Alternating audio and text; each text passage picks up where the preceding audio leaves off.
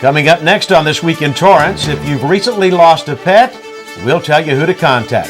Plus, El Camino celebrates the 10th anniversary of a program helping students reach their goals. Then North High receives a donation for their special education department.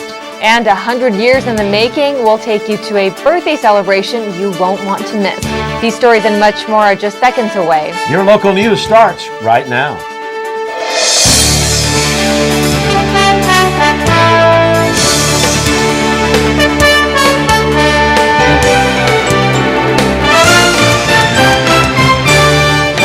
Hello everyone and welcome to This Week in Torrance. I'm Chun. And I'm Ben McCain. Thanks for joining us. Here are your top stories.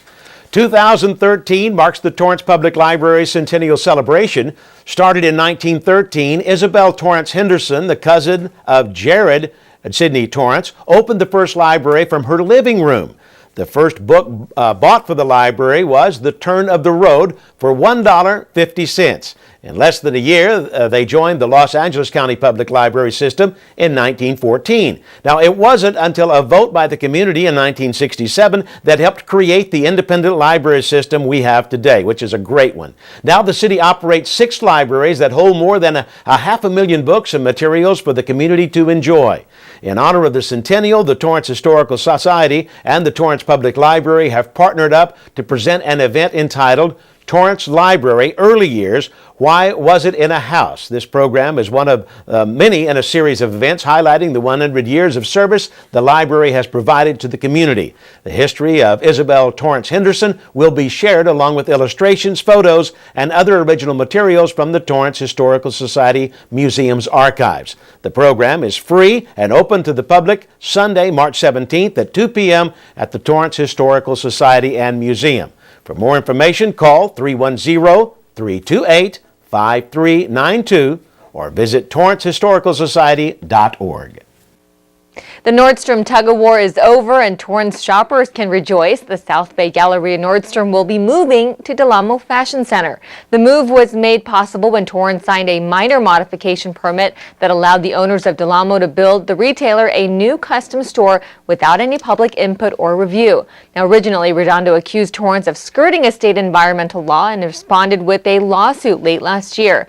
Luckily, both parties have come to a tentative settlement that requires Del Amo Mall owner Simon Property Group to give Redondo Beach adequate notice within the next 5 years of any additional development at the mall. Now, as part of a major renovation, Del Amo plans to build a new 2-story, 138,000 square foot store for Nordstrom to move into once their lease is up at the Galleria in 2015.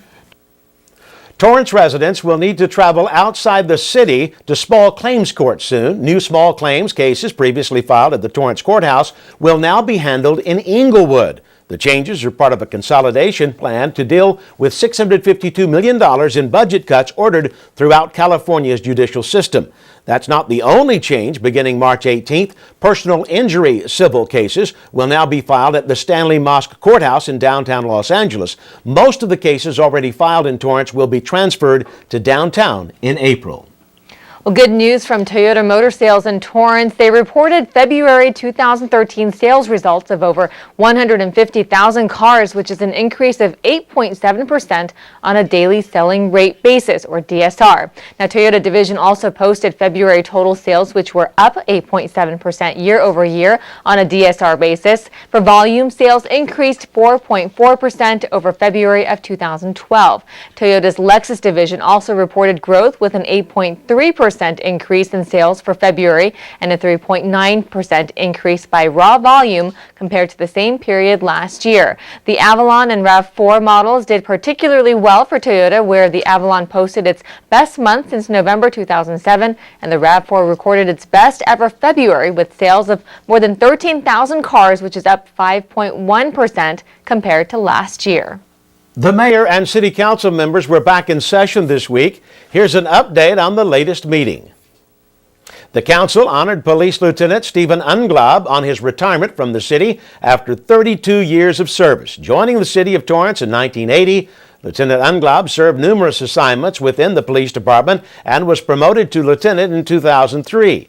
Some of his notable contributions to the department include the creation and implementation of a new cold case unit and the establishment of Torrance's Forensic Identification Specialist team.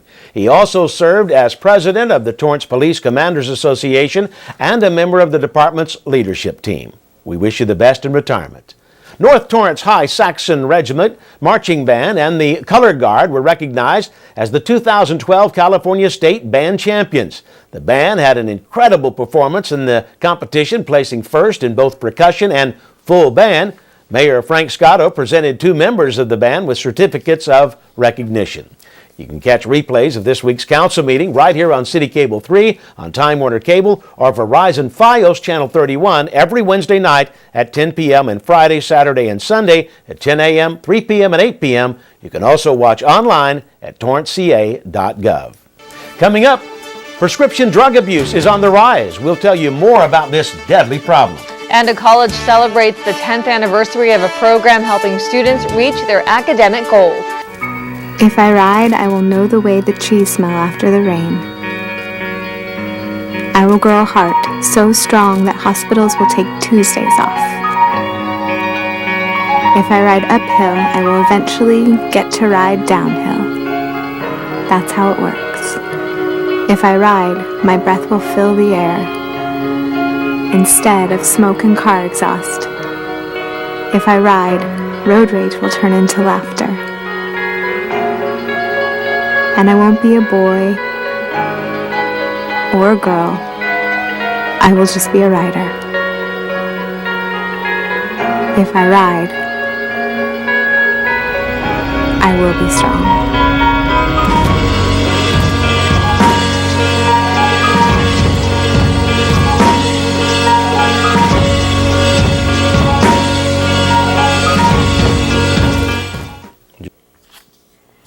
One innovative community college program is seeing the fruits of their labor. Julie Parton has the story. The event was emotional and celebratory, and rightly so. 10 years from the start of the committee, El Camino College's STARS program has proven a vital addition to the school. At the annual breakfast fundraiser, they celebrated a decade of helping students reach their academic goals.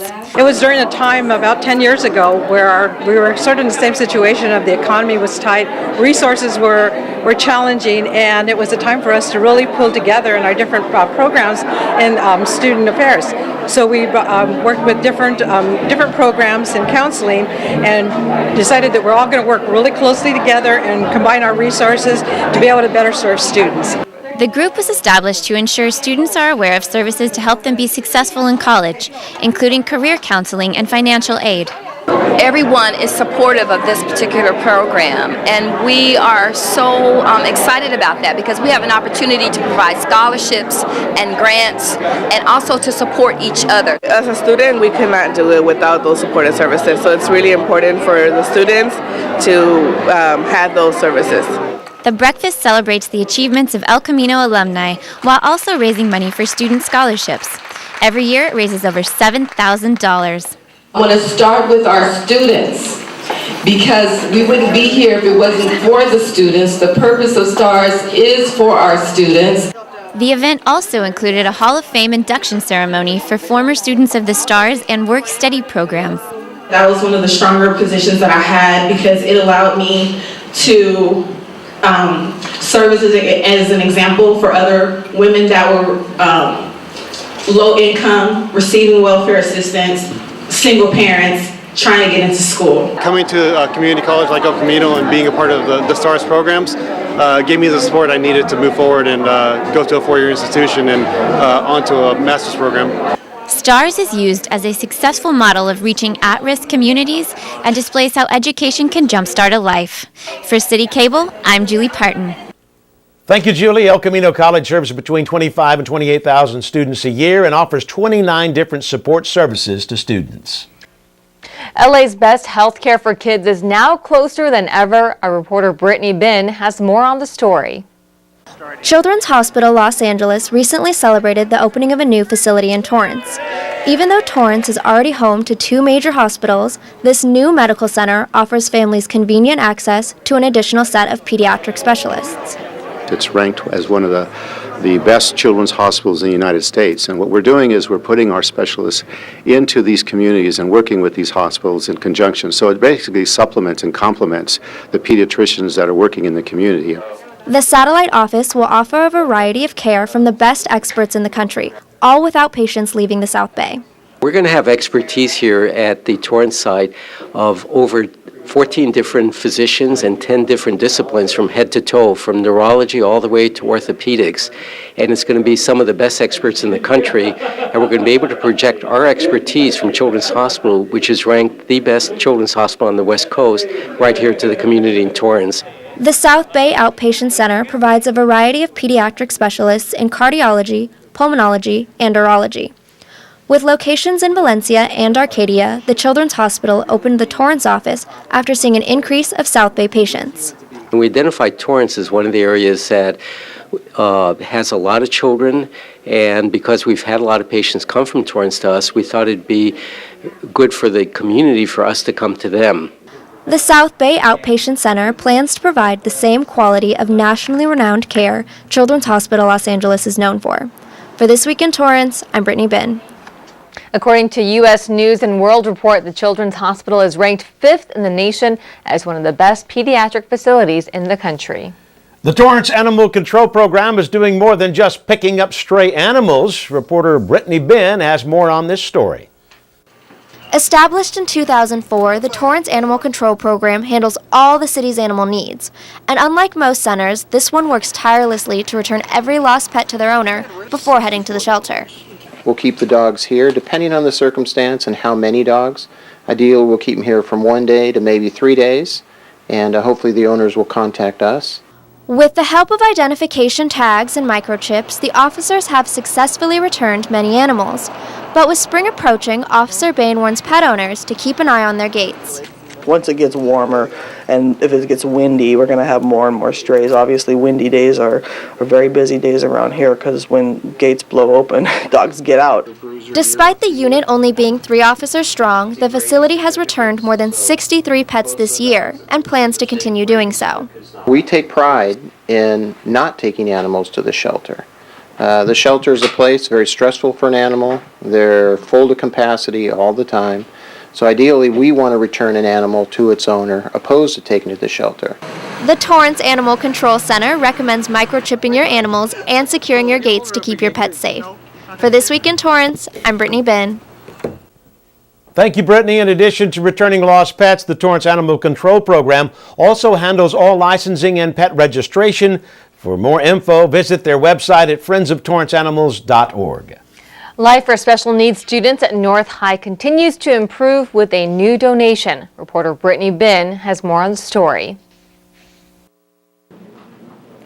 North High has 5 different special needs classrooms across the campus, and with the donation of these 2 wheelchairs, students will now be able to move around easier than ever. This is a big campus, and some of my students, depending on their disability and how severe it is, some can only walk short distances, others medium, and so when we have to go a long distance, like out to the football stadium for an assembly, those wheelchairs come in handy to get them out there. With more than 50 teens enrolled in the special needs program, North High senior and teacher aide Haley Huff decided something needed to be done to enhance their lives on campus. I always see my mom giving away donations through Convade with wheelchairs and stuff, and these kids, they were born with disadvantages, so I thought it'd be really important just to give them extra things, even if they are backup wheelchairs, just to make sure that they're safe when they go to like assemblies or if they go to lunch. And I wanted to make sure that I could give back before I left high school. Through working with Gromis and Convade, a custom wheelchair company in Torrance, Huff facilitated the donation of 2 wheelchairs for the school. Both the Convade Cruiser and Easy Rider chair are lightweight and compact, making them perfect for students to use around campus. As part of the fold, you do take off the wheels, you flip away the foot plates, and then you simply fold it back like this for a nice compact fold. And with classes spread out throughout the campus, school officials say it can take a special needs student on average 7 minutes to get from classroom to classroom. But thanks to these new wheelchairs, students will have the freedom to move around much faster without the help of a caregiver. The chair is going to help me out because when it rains, it helps me get around campus a lot faster. And I just like using it because it makes me feel like I'm independent. Committed to providing products that will improve the lives of special needs children and their families, Convade welcomed the opportunity to partner with North High. When North High reached out to us, we saw a great opportunity to give back to the community and to help a local school with some real specific needs that we could fill. Gramas is thrilled the students will truly benefit from this donation. Some of my students are in electric power chairs and they break down and they're really heavy to push. They weigh a ton. And so to get them around campus, we switch them from the power chair into the donated chairs, and it's a lot easier to get them around. With the addition of these wheelchairs, students can now spend more time in the classroom rather than having to worry about getting there. For This Week in Torrance, I'm Brittany Bin. Thanks, Brittany. Since Convade's initial donation 2 weeks ago, they've donated an additional wheelchair to the school's special needs program. Coming up after the break, a birthday celebration, a century in the making. One of my biggest passions in life is animals. That's why I've worked with Morris Animal Foundation for over 40 years. Morris Animal Foundation is a world leader in helping animals live longer, healthier lives. Like my favorite, dogs, of course. Well, maybe kitty cats are the best. I also like horses. Some of my best friends are apes. Elephants. Elephants are so wonderful. And who wouldn't want to cuddle up with a tiger? Oh, am I kidding? I love them all. The point is, Morris Animal Foundation is giving animals a healthier tomorrow. You can too. Just show your support at morrisanimalfoundation.org. It's all about a healthier tomorrow. And at my age, I'm all about that. To help cats, dogs, horses, and wildlife live healthier lives, visit morrisanimalfoundation.org, where we are advancing science that will create a healthier tomorrow for animals. Come dance with the stars, the South Bay Stars, that is. This special event pairs professional dancers with 9 South Bay Stars in a competition to raise funds for their favorite nonprofit organization. The performance takes place at the James Armstrong Theater Saturday, March 16th at 8 p.m. For more information or to purchase tickets, call 310-781-7171 or visit torrancearts.org. Jan, we need to have you dancing with the South Bay Stars. That's what we need. I'm going to start a petition. I'm going to stop you right there, Ben. I'm going to start a petition. Next on our calendar, the Pacific Gateway Investment Network invites you to the 2013 Public Comment Forum on Workforce Training and Employment. Come gain a better understanding of services available for job seekers and employers. The event takes place on Thursday, March 21st at the Katie Geiser Civic Center Library. For more information, call 562-570-WORK or visit torrancearts.org. El Camino College has scheduled a variety of Women's History Month events throughout March. This year recognizes women in STEM careers with the theme Women Inspiring Innovation Through Imagination, celebrating women in science, technology, engineering, and mathematics. There are many events throughout the month, including a luncheon featuring Special Agent Meredith Burke, who is a coordinator for the FBI Los Angeles Evidence Response Teams, an industry and technology conference designed to introduce women and girls to study paths and jobs in non-traditional careers, and a Wall of Fame ceremony where the 2013 Women of Distinction will be honored. This award recognizes outstanding women from the El Camino College area, honoring them for their contributions to the community. Now, to get a full list of events, please call 310-660-3868 or visit elcamino.edu and follow the links for Women's History Month.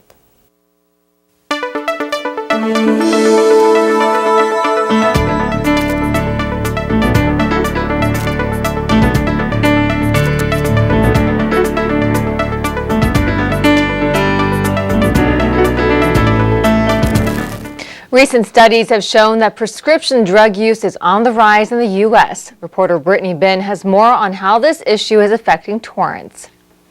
For the 11th consecutive year in a row, fatal drug overdoses have increased in the U.S. with more than 57% of those deaths resulting from the abuse of prescription pills. All law enforcement has seen an increase in prescription drugs, and the main reason for that is the accessibility, meaning that it's a lot easier to obtain prescription pills than it has been in the past. Torrance Police Sergeant Chris Rusin has 18 years of experience and knows that while OxyContin and Vicodin are among the top abused prescription pills nationally, the abuse of Xanax is also becoming prevalent. The most common that we're seeing in Torrance is Xanax. Xanax is being used in combination with alcohol. The problem is that there's no way to determine a right amount. Sometimes they'll take one pill, some people take 2 pills, and depending on their tolerance level, it could be deadly. On average, 2,000 teenagers in the U.S. abuse prescription drugs daily, simply because of easy access. A common trend is that you may have a parent who has surgery, is prescribed Vicodin, and may only take 1 or 2 pills. So now you have a full Vicodin pill bottle, and if a student knows and understands the effects of Vicodin, it's very easy for him to go into the medicine cabinet and obtain those. In 2010, more than 74% of all prescription drug deaths were accidental. What many people fail to realize is how misusing these types of legal drugs can be just as dangerous as abusing illegal drugs. In the past, students were always talked about, how bad cocaine was, how bad methamphetamine was, how bad marijuana is. No one ever talked about prescription pills, and students look at prescription pills being prescribed by doctors, and that's okay. But what they don't realize is that prescription pills taken in moderation could be deadly. While there has been a rise in the abuse of prescription drug pills throughout the U.S., here in Torrance, the police department is taking an active role to make sure this trend doesn't affect the city. Luckily, Torrance PD hasn't seen any deaths in the city resulting from the abuse of prescription pills. And in an effort to continue this positive trend, they hold narcotic awareness workshops to educate school administrators, students, and their parents. What the school resource officers do is they have classrooms where they hold and they give PowerPoint presentations.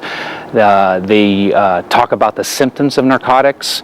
They also show photographs of different types of narcotics.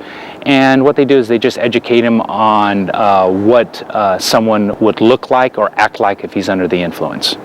The police department encourages parents to continue educating themselves and their kids about misusing prescription pills. For This Week in Torrance, I'm Brittany Bin. If you or anyone else you know is suffering from prescription drug abuse, visit the South Bay National Council on Alcoholism and Drug Dependence. Their website is ncadddsb.com for more information on treatment programs and support groups in the area. Now let's go out to the sports desk where Juan Hernandez has a preview of what's to come. Juan, what do you have for us? Hey there, glad to see you checking in with us here on the Sports Desk. Check out a couple things we got going on this week on the show. We have one athlete living right here in your backyard who, well, so darn good he punched himself a ticket all the way to the White House. And yours truly, gonna get a little sweaty, gonna get a little dirty, working out with some of the toughest and strongest athletes anywhere in the South Bay. You're gonna have to check us out if you wanna see it every day at 4 p.m. and 9:30 p.m. right here on CitiCABLE 3. We'll see you there. Thanks, Juan. Well, Torrance celebrated a very special occasion this week. That's right, Ben. Emma Jo Snell, a longtime Torrance resident, was the guest of honor. Reporter Hiba Sameth is here in the studio to tell us more. Hiba? Thanks, Ben and Jen. Well, a very special Torrance resident got the chance to celebrate her centennial status, and we were lucky enough to get invited to the big party. I am so excited. I just can't believe it that I made it. I'm here. I'm alive. Emma Jo Snell celebrated her 100th birthday this week, beautifully dressed for the occasion with an orange flower in her hair. The Torrance community, old and young, paid visits to her home. Families gathered to read her biography and see her pictures. But most importantly, it was a time to honor a woman that persevered more than many ever have. So, what do you do when you're 12 years old? I worked on the farm. I became a farmerette. I learned to drive the car. I learned to use all the implements. Born in Canada in 1913, Emma Jo grew up in a log cabin, helping her family. Soon she realized that she wanted to pursue a career as a nurse, and with that aspiration, Emma Jo left for California with her brother and still recalls some of her fondest memories. I had never been to the horse races, and while I was in Covina, they took me to a horse race, and Seabiscuit was in that race. And would you know, I bet on Seabiscuit, and I think it's $79.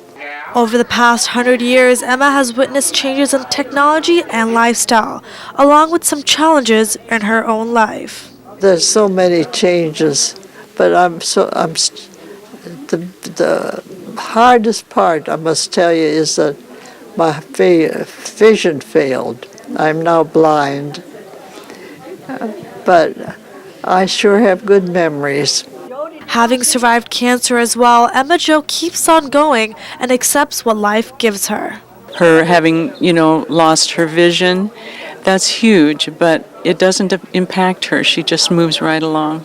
Like she said, you just do things a little differently today. If Emma Jo isn't wearing one of her classy hats, you can find her doing one of her favorite activities around the house. Okay, away we go. Nephew Gary Garb wrote a biography of his incredible aunt depicting her life. Jo has always told me many stories about her life, many of which were very fascinating and some of which few were unbelievable. Inspirational and kind-hearted, Emma Jo has touched the lives of many around her. I'm delighted because Jo is a remarkable woman. She's had a wonderful career and she's has a heart of gold. Well, it's absolutely amazing that she lived to be 100, but I think she deserves to live to be 100 because she's just a wonderful, marvelous person. She's always been my crazy aunt from California. A Torrance resident since the 1970s, Emma Jo says she's met the kindest people and friends here, and that it's been a wonderful life. I'm a happy person. Happy birthday, Joe! Happy birthday! Happy birthday, Joe! Happy birthday to you!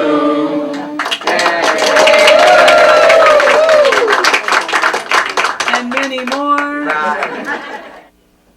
It was a great celebration, and Emma Jo was very excited to show off her birthday card, which was sent by the president himself. What a sweetheart. Yeah, she was great. Yeah. Now, what did she say about her longevity? Was it because of the trampoline? Or what's the key? Hey, it could be, but she really did emphasize honesty, but you never know. She might have another secret she's just not telling us, so. What a great story. Thanks, Hiba. Well, that's going to do it for us on This Week in Torrance. I'm Ben McCain. And I'm Chun. If you've missed any portion of our show, you can catch us again at 11 a.m. and 6 p.m. Thanks for joining us, and we'll see you next time.